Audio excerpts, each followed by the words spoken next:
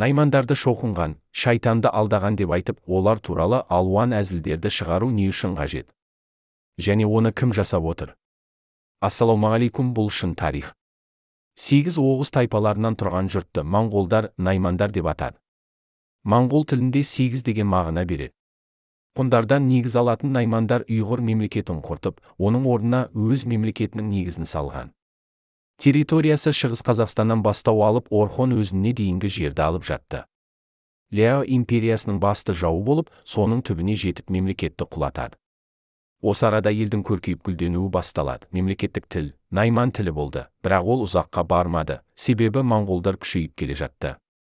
Наймандар мемлекетін тас-талқан еткен Шыңғысхан мен Керейдің одағы еді.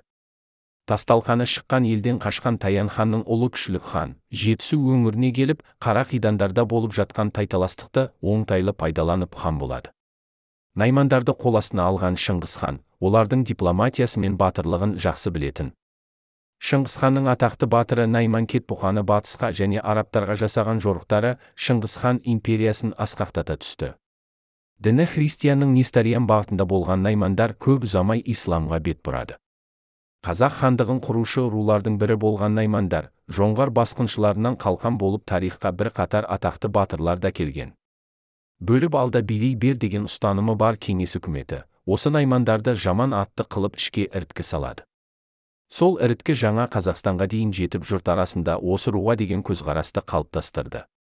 Саны жағынан арғындардан кейін екінші орында тұрған наймандар Қазақта ғана емес, моңғолдарда, өзбектерде, қарақалпақтарда, буряттарда, қырғыздарда бар. Қазақша арнаға тіркеліп, қазақша тіл модада деп қолдау көрсетеді.